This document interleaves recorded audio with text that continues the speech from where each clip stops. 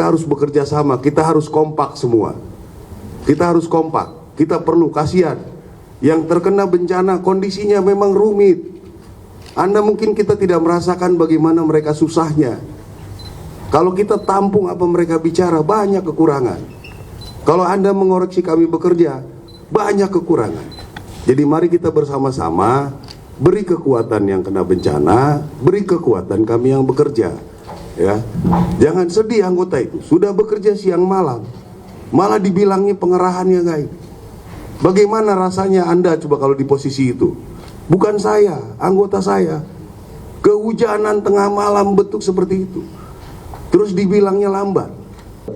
Kepada seluruh jajaran PU yang bekerja keras luar biasa juga. Berikutnya mohon izin Pak Kasat. Terima kasih Pak Mensesnek. Jadi kami dari Angkatan Darat hampir seluruh kegiatan kami ikuti, kami dukung, dari mulai bagaimana penyaluran ke pengungsian, bagaimana di pengungsian dan lain sebagainya. Kita membuat poskes, ada pos kesehatan sampai 40 lebih, dapur 50-an lebih. Saya kira secara data saya tidak terlalu perlu tampilkan, tapi di lapangan kami hampir di seluruh kegiatan kami ikut serta cukup signifikan.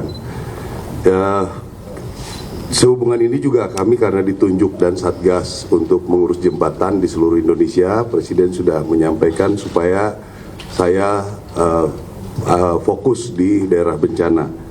Nah, kami sudah mendata sekarang jembatan dari Angkatan Darat untuk Beli ada 18 yang sudah kita siapkan, di PU ada 14. Jadi sampai dengan sekarang kita sudah 7 selesai jembatan Beli. Jembatan yang perbaikan tadi sudah disampaikan oleh PU, 6 dalam tahap pemasangan, 5 sudah ada di pelabuhan-pelabuhan, 3 masih terhadang di jalan karena perlu pembenahan jalan-jalannya, dan juga sisanya masih dalam perjalanan.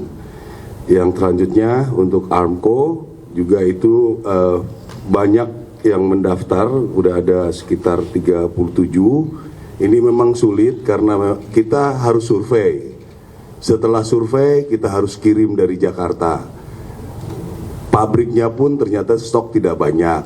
Jadi kita loading, berangkatkan, dorong ke tempatnya, posisi untuk pembangunan juga banyak rintangan. Jadi memang untuk bisa mencapai kondisi sekarang, saya kira anggota kami di bawah itu bekerja sangat luar biasa.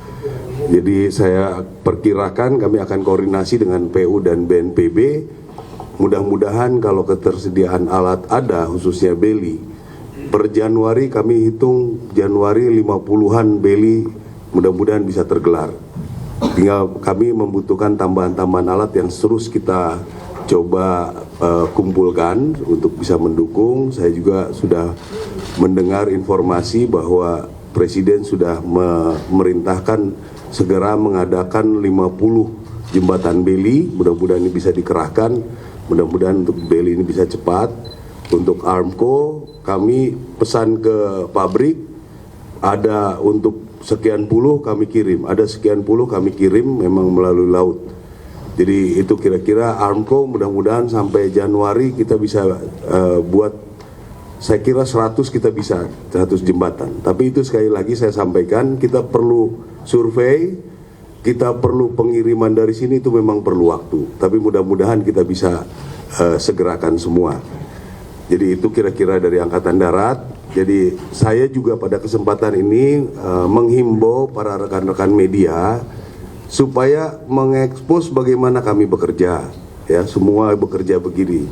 Kalau ada hal kekurangan, pasti banyak kekurangan. Ya, tolong informasikan kami kekurangan itu, jangan diekspos lewat media. Kasihan anggota kami yang sudah, anggota saya 3 orang meninggal. Ada 2 keluarga yang suaminya meninggalkan rumah, keluarganya habis anak istrinya. Jadi kami juga butuh support anggota kami, ya. Anggota kami yang lain juga saya kira butuh support. Ya.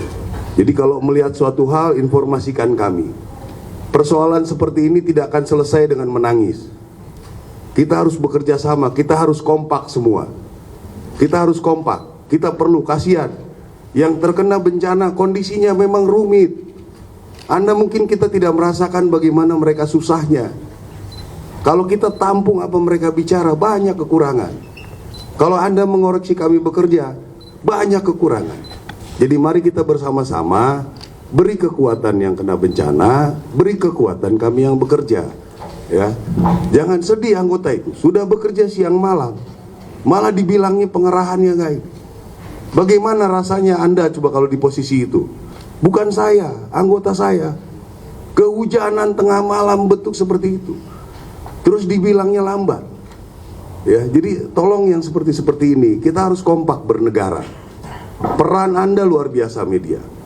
Bangkitkan moral masyarakat, bangkitkan kami yang bekerja, bukan kami, anggota kami. Jadi itu mungkin himbauan dari saya. Ya, saya perlu sekali bantuan dari rekan-rekan media supaya bisa mengekspos bagaimana harapan itu kepada para korban bencana, memberikan penghargaan pada anggota-anggota kita yang bekerja.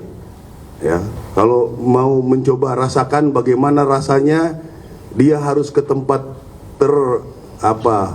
tertutup akses. Mereka juga tidak ada air minum, mereka juga tidak ada baju ganti. Mereka juga dengan kondisi tempat penginapan yang kurang jauh dari layak, mungkin lebih jelek dari pengungsi.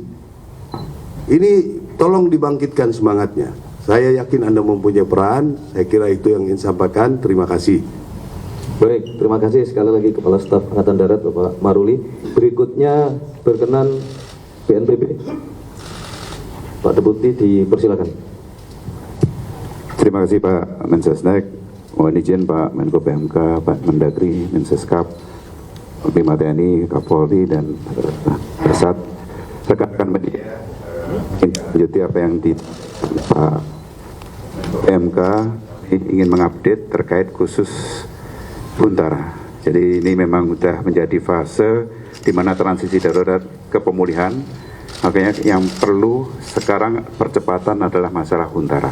Huntara ini menjadi penting, khususnya bagi masyarakat, menjadi kebutuhan mendesak agar segera dilaksanakan. Kami mendapat dukungan penuh dari TNI, Polri, dan Kementerian terkait termasuk PU, bagaimana konstruksi dan seterusnya akan bisa dilakukan. Satu Huntara estimasi bisa dilaksanakan dalam 3 hari, yang harapannya tantangannya masih cukup banyak di beberapa daerah yang perlu land clearance dan seterusnya. Ini kami terus berkoordinasi dan terus melakukan kegiatan. Contoh pada hari ini sudah mulai dilakukan pembangunan Huntara di Aceh, khususnya di Kabupaten Pidi. Pembangunan Huntara dimulai ini dengan satuan ini, contoh model dengan 3 popper dan juga 2 tipe desain, dan penetapan lokasi sepenuhnya dilakukan oleh pemerintah daerah. 3 lokasi ini bisa menampung per lokasi 17. Ini baru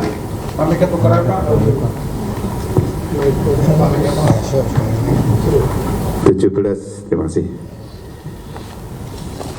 Sampai Aceh ya. Jadi Aceh ini ada 3 lokasi di Kampung Menasekut dan Kecamatan Merdu.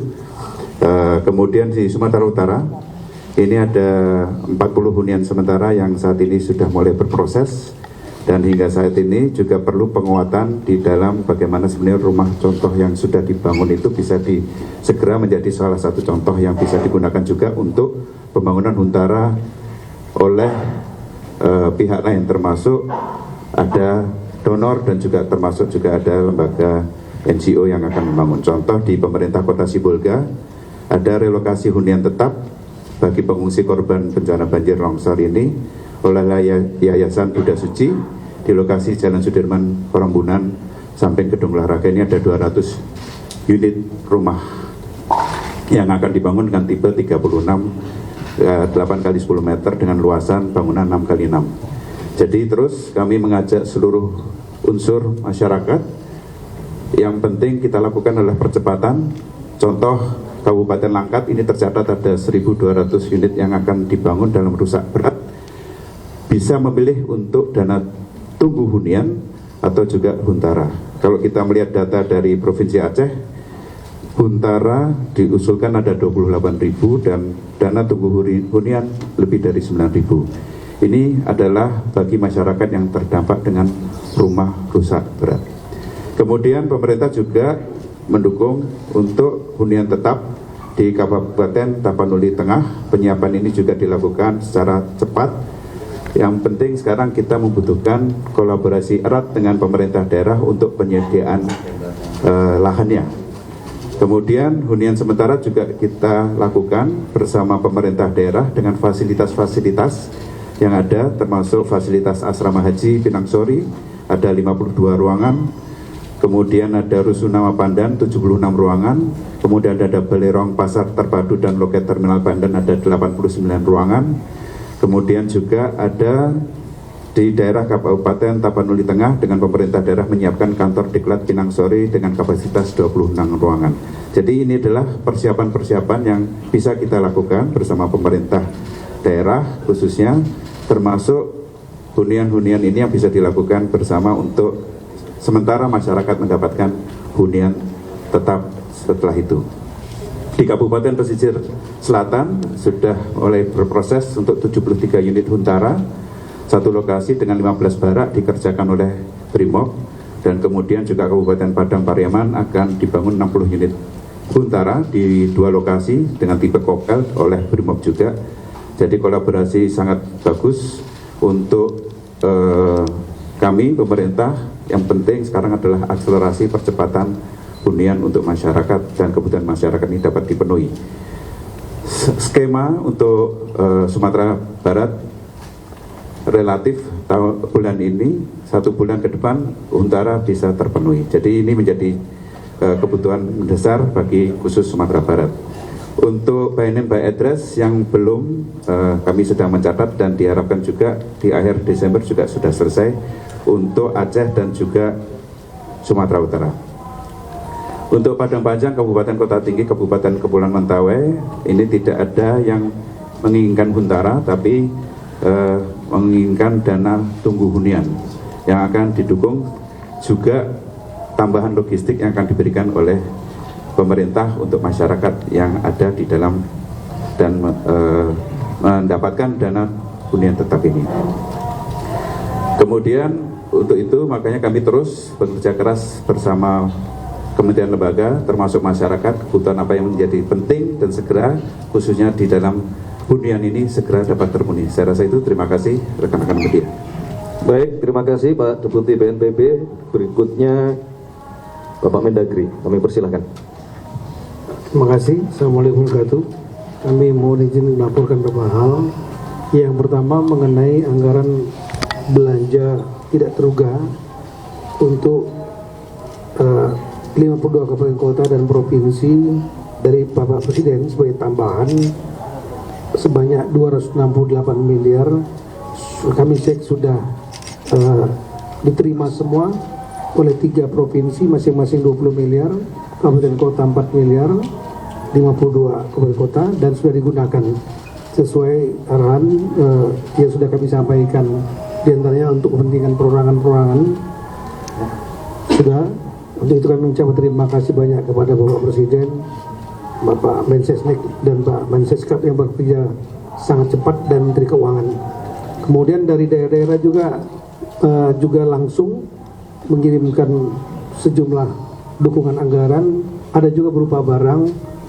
Terima kasih banyak ini kepada Kalimantan Timur 7,5 miliar, kemudian dari Jawa Barat juga sudah memberikan sebanyak 7 miliar, kemudian dari Sulawesi Utara 1,5 miliar, Kalimantan Utara 1 miliar, Sulawesi Selatan 4 miliar, Jawa Tengah 1,3 miliar, Jawa Timur Bu Kofifa langsung turun 5 miliar, kemudian NTT 1,5 miliar, Sumatera Selatan senilai barang senilai 2,6 miliar, Banten 3 miliar, Kalteng 3 miliar, Sulawesi Barat 1 miliar, kemudian DKI 3 miliar langsung ke kota Lok Sumawe dan kebutuhan-kebutuhan lain dalam bentuk barang, Maluku Utara 2 miliar, Bengkulu 4,3 miliar, dan Gorontalo 1 miliar.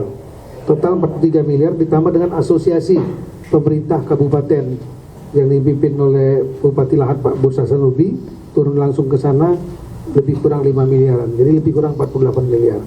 Kemudian kami juga dari Kemendagri membentuk 9 tim dari Dukcapil ke 3 provinsi mulai 10 Desember kemarin untuk mempercepat layanan pengurusan dokumen-dokumen Dukcapil seperti akte kelahiran, KTP yang hilang dan lain-lain tanpa memungut bayaran sudah diturunkan.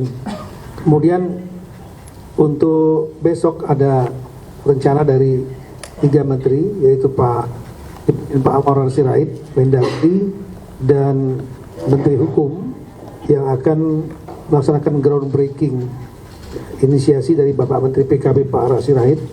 Ini dukungan dari beberapa yayasan, yaitu hunian tetap. Hunian tetap kami sudah mengecek untuk bersama-sama, yang kami sudah rapat lebih dari 10 hari mengenai lokasi-lokasinya. Jadi 2.600 unit ini tanpa BBN, Aceh 1.000 unit, Sumut 1.000 unit, dan Sumbar 600 unit. Besok hari Minggu kami ulangi akan ada groundbreaking di Kota Sibolga, Tapanuli Tengah, dan Tapanuli Selatan. Kita akan turun langsung sana. Kemudian selanjutnya saya juga mengucapkan terima kasih kepada Menteri Keuangan, khususnya Dirjen Bea Cukai serta Kementerian Perdagangan yang telah mempercepat untuk mengeluarkan pakaian dari kawasan ekonomi yang untuk kepentingan bencana.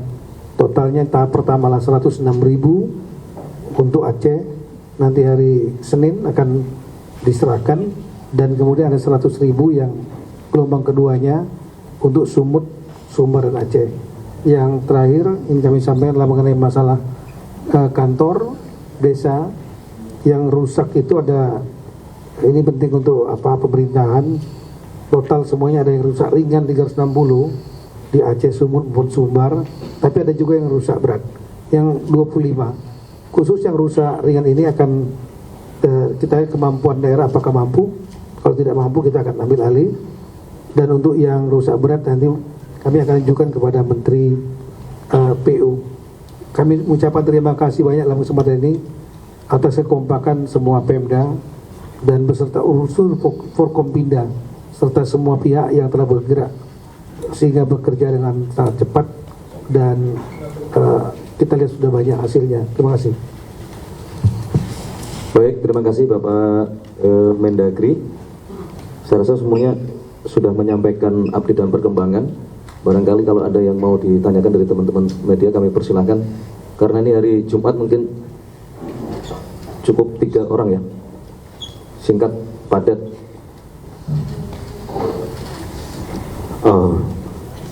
Baik, selamat siang Pak Menteri, selamat siang Pak Kapolri dan Panglima dan BNPB.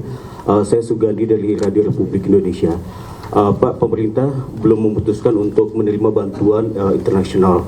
Namun jika ada sejumlah negara yang memberikan bantuan yang sudah terlanjur tiba di Indonesia, bagaimana mekanismenya? Apakah dikembalikan ke negara yang bersangkutan? Lalu yang kedua, untuk Pak Mendagri, apakah ada arahan khusus Pak dari pemerintah pusat untuk pemerintah daerah ketika ada bantuan yang tiba-tiba masuk ke daerah langsung Pak? Demikian, terima kasih. Ada lagi? Silakan, 2 orang. Siang Bapak-Bapak sekalian, Tifal dari Kompas TV mau mengonfirmasi juga soal heboh fenomena pengibaran bendera putih di beberapa daerah, terutama di Aceh Tamiang dan Biren, dengan alasan bantuan masih belum merata dan belum mendapatkan bantuan prioritas, terutama pangan dan juga air bersih begitu. Dengan alasan bahwa bantuan belum merata ini, apakah dari pemerintah pusat atau setidaknya dari Kemendagri sudah mendapatkan informasi itu, dan follow up-nya bakal bagaimana Pak? Karena kan ini masalahnya hajat hidup banyak orang yang masih belum dapat bantuan juga. Terima kasih. Baik, terima kasih.